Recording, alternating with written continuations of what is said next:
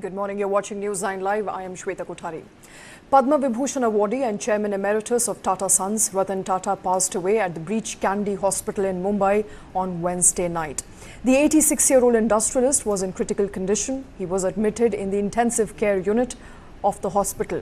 Earlier this week, Ratan Tata shared an update on his health, stating he was undergoing routine medical investigations due to age-related conditions. He was admitted late Sunday night between 12:30 to 1 a.m. after experiencing low blood pressure and was being treated in the ICU. Sharing the tragic news of his death, Tata Sons chairman N. Chandrasekaran said that we bid farewell to Ratan Tata, a truly uncommon leader whose immeasurable contributions have shaped not only Tata Group but also the very fabric of our nation.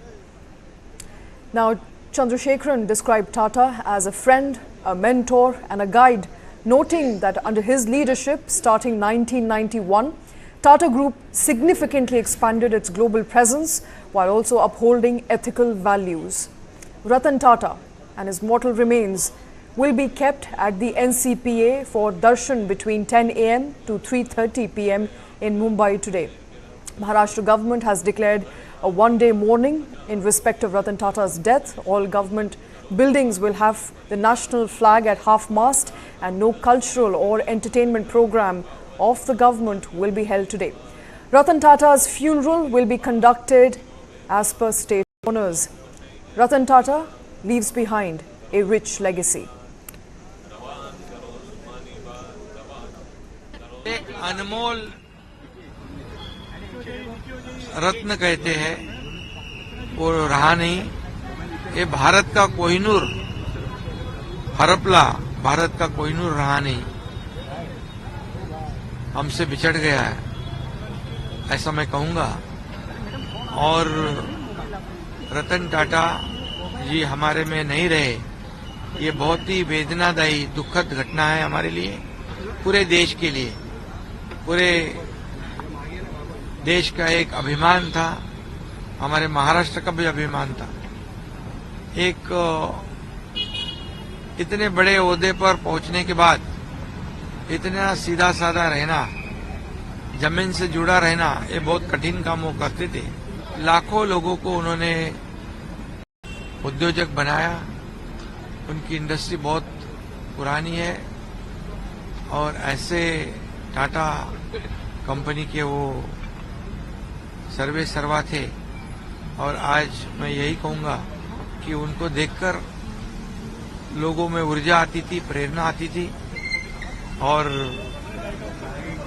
Ratan Tata जी ये एक बहुत ही सफल उद्योगपति तो थे ही, लेकिन उससे भी बड़े व्यक्ति के रूप में हम उनको देखते हैं, क्योंकि जिस प्रकार से उन्होंने देश के लिए और समाज के लिए काम किया है।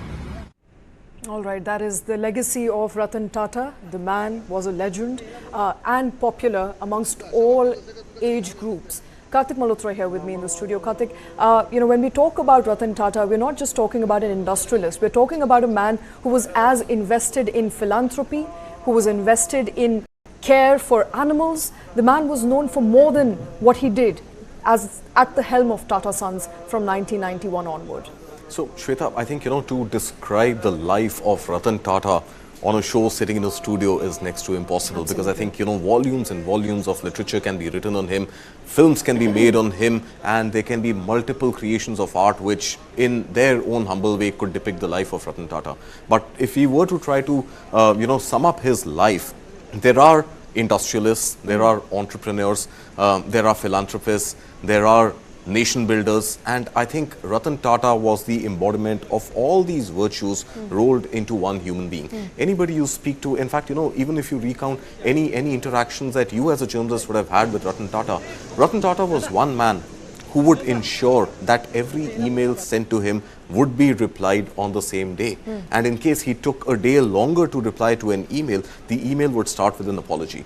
So we've written to him multiple times requesting him to come at an event or to come on the show, and every time the email would be directly answered by him. If he were not available to attend your request, he would specify the reasons why he's unable to be there. That's so that's the kind of humility, and that's the value, and those are the ethos which, you know, in today's corporate world and in today's startup ecosystem, you find absolutely absent. Absolutely. Now, I was talking about nation building as, you know, as one of the virtues. I think what Tata Group has given to India over its 150 years of legacy is incomparable, and you know, you may want to compare a family-run business like Tata Group with any other out there globally, but it's, for example, it's very simple to define what Ford does, right? Ford is a car maker. It's very easy to define, let's say, what Samsung does. Samsung is an electronics maker, started as a retailer, became an electronics maker. And these are all big, legendary, historic companies, but Tata Group and Ratan Tata, as you know, at the helm of the Tata Group from 1991 to 2012, has ensured that when you say Tata Group, there are so many multiple images that come to your mind that any alliteration, auto to aerospace, salt to steel, you know, electronics, technology, retail, almost every space. So it has been instrumental in giving employment to 6 lakh people globally, and that's the kind of change that Tata Group has brought into the lives of people, not just in India, but across the world. All right. So while we are here, and as you rightly said, it would be a disservice if we try and sum up his life in half an hour, but that's all the time we have. So let's begin with 1991, when he actually took over as the chairman of Tata Sons, amid, you know, the opposition from people who were relatively common or more known faces, and were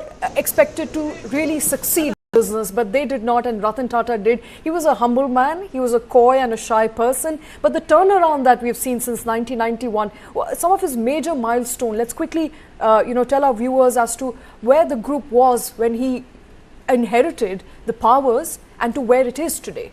Right. So, you know, inheritance actually in the context of Ratan Tata is a bit of a misnomer, though he had the Tata surname, though he had the blood of the Tata family in him. But unfortunately, when he was just a child, his parents had separated, and he was not the natural direct heir of the Tata Group. And in fact, you know, he because of his merit and because of what he brought to the table, ended up becoming the chairperson of the Tata Group in 1991, and that continued until 2012. But I think, you know, milestones in that short 21-year stint are plenty. But I think something that really sticks out is definitely the launch of Tata Motors, definitely the acquisition of Chorus from you know, a UK-based steel maker, JLR, the rise, in fact, the birth and the rise of Tata Consultancy Services to a point that during his helm as chairman ended up becoming the most valued IT company in India. You know, these are some of the you know, the most obvious instances that come to one's mind. But I think if you look at the period from 1991 to 2012, it has also been a very formidable period for India's own history, because 1991 is when India actually saw liberation. So India's takeoff was beginning in 1991, synchronized with the rise of Ratan Tata, who was leading back then India's most valuable you know, conglomerate. And from a $4 billion turnover in 1991, Ratan Tata was able to scale it up to $100 billion by the time he hung up his boots in 2012.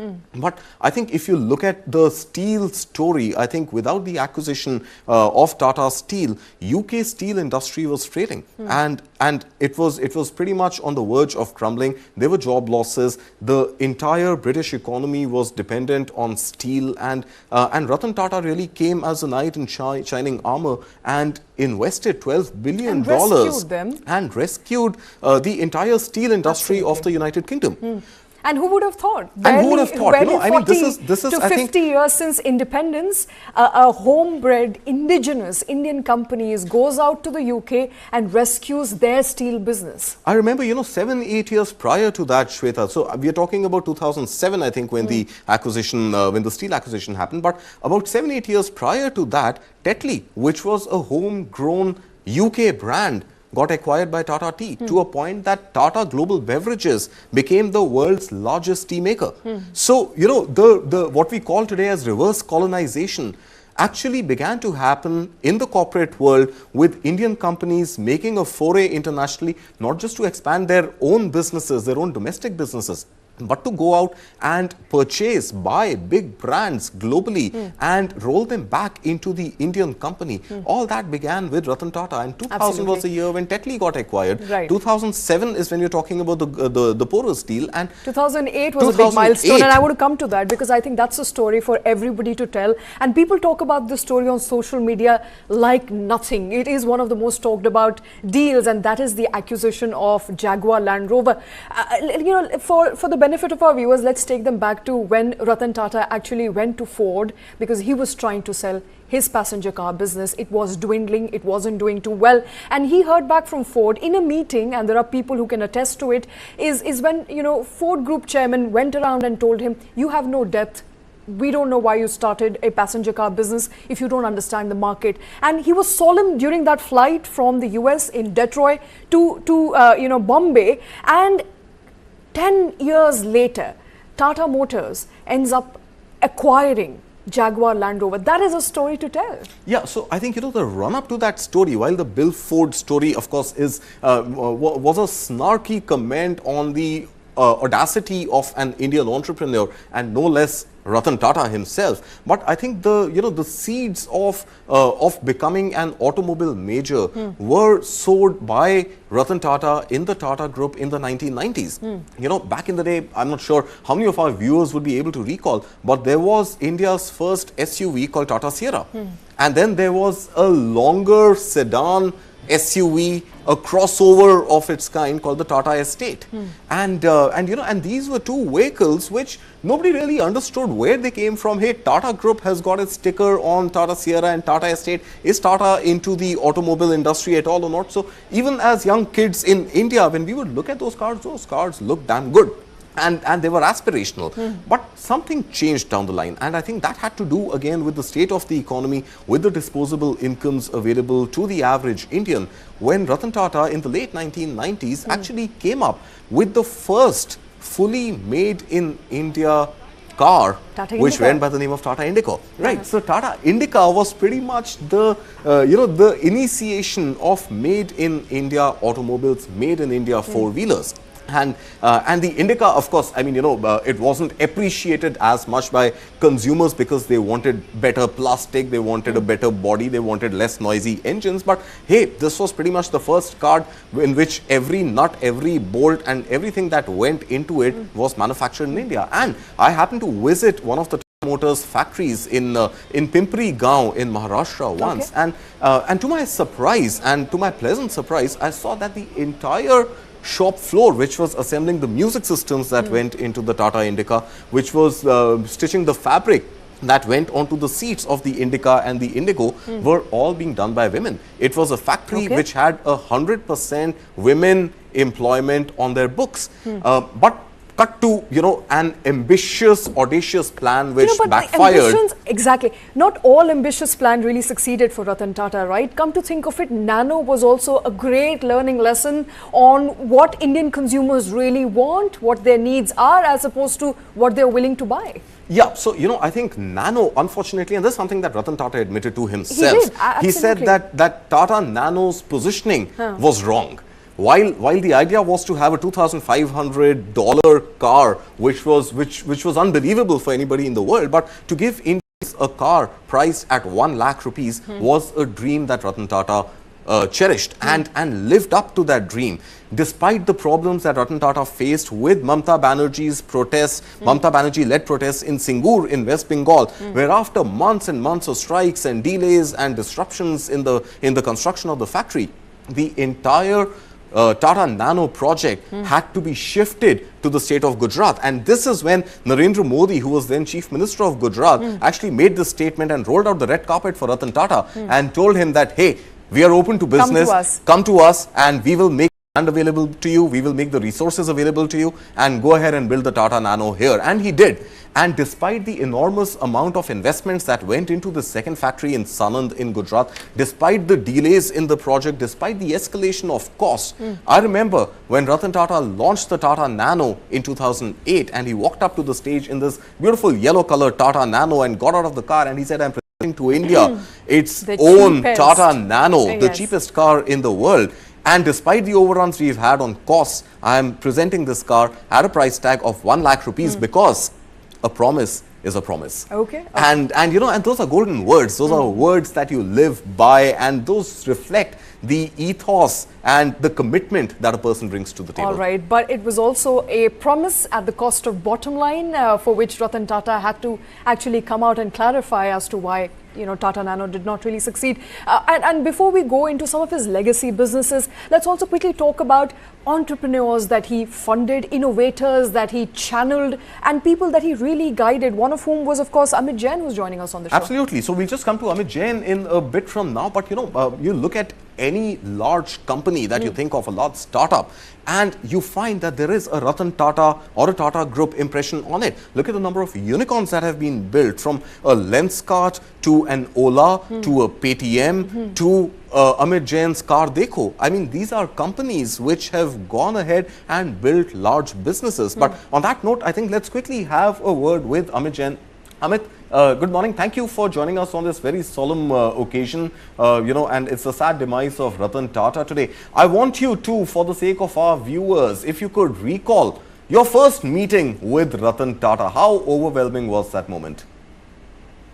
I still remember going to Bombay at his office in Worli, and it was, so you're meeting the man, you're feeling those goosebumps, you've heard about him, he has just invested in you, and you're about to meet him physically for the first time.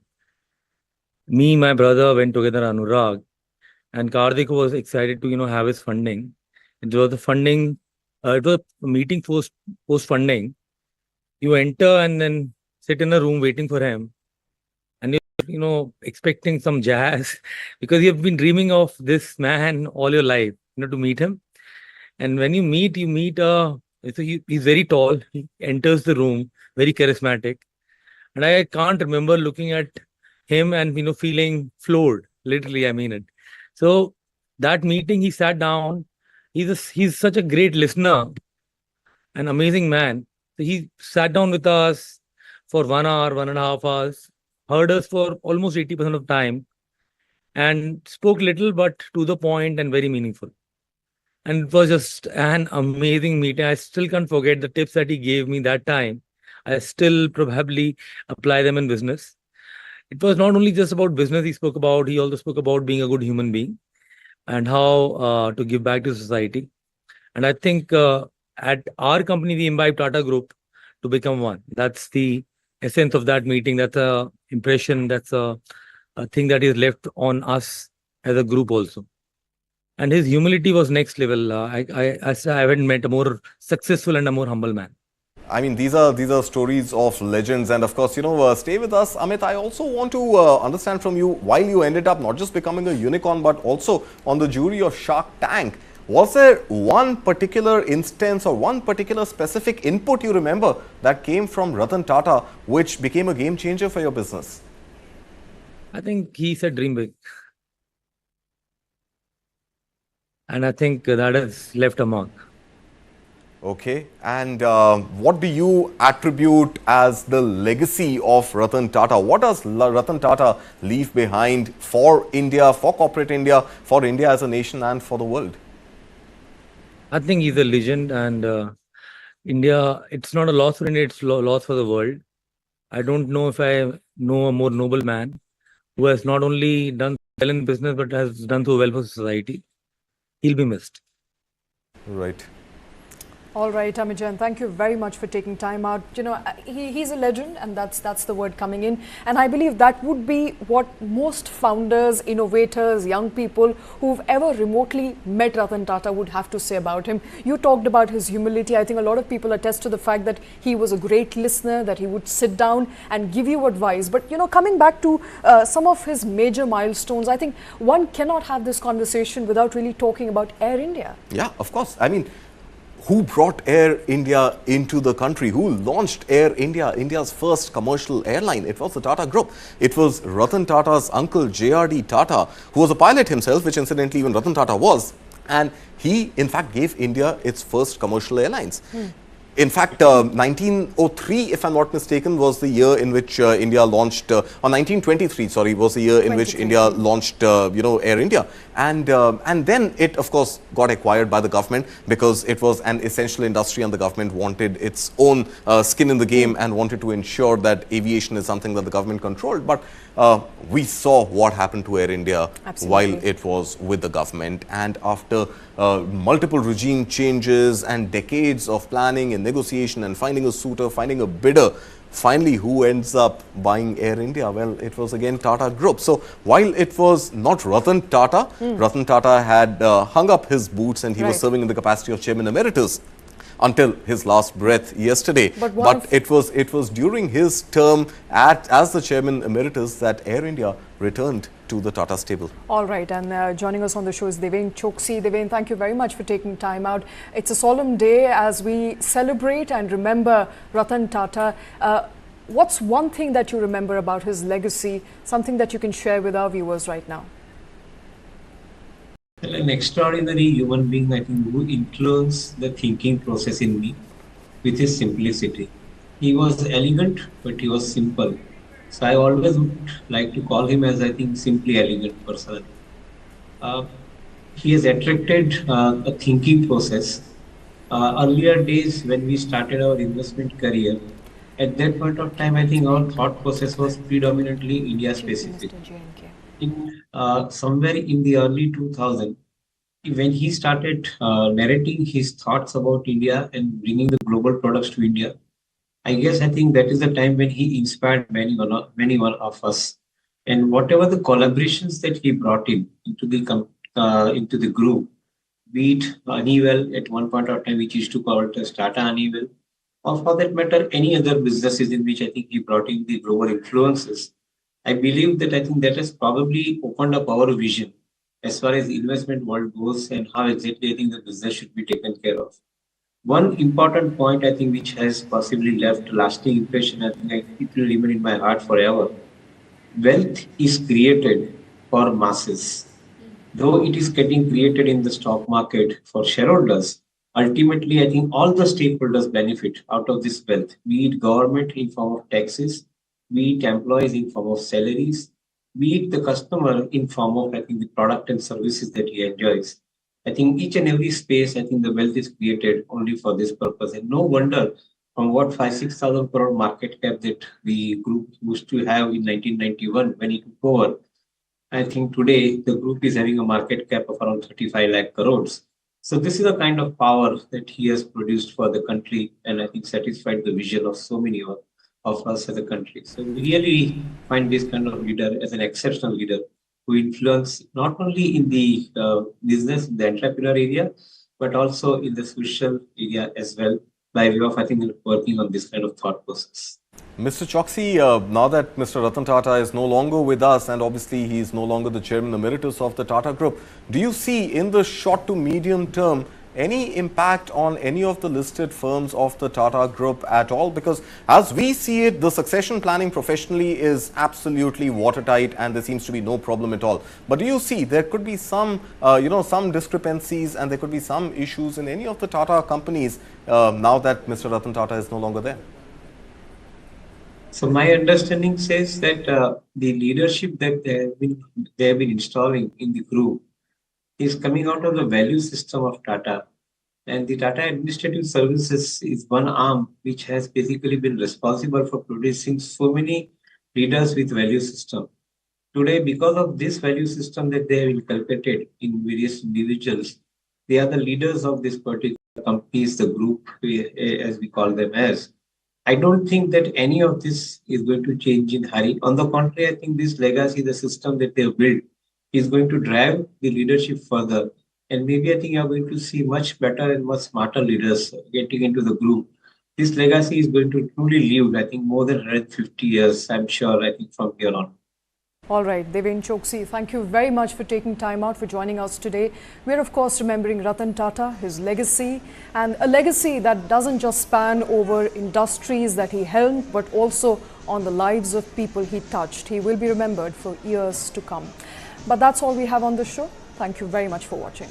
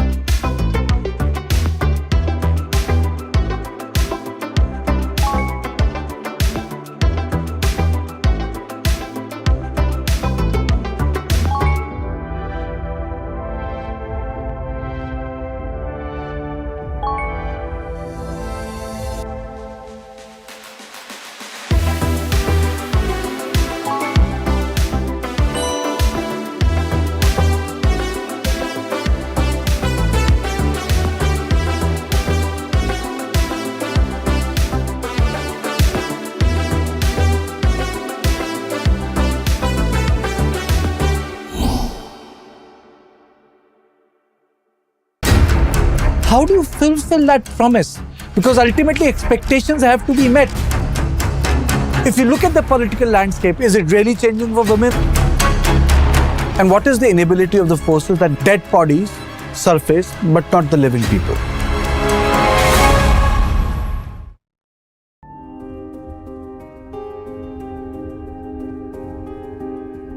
It's said that out of 7 diamonds across the world, 5 are cut and polished in India. Don't forget, US is the largest consumer of, polished diamonds and the diamond jewelry. And that has taken a big beating for multiple reasons, but largely because of the consumer spending going down on these items. And that's essentially what has hit the diamond industry. We are at a brim where you see not just one, but multiple very strong global brands coming out of India. And we will make a global mark, and I'm convinced about that.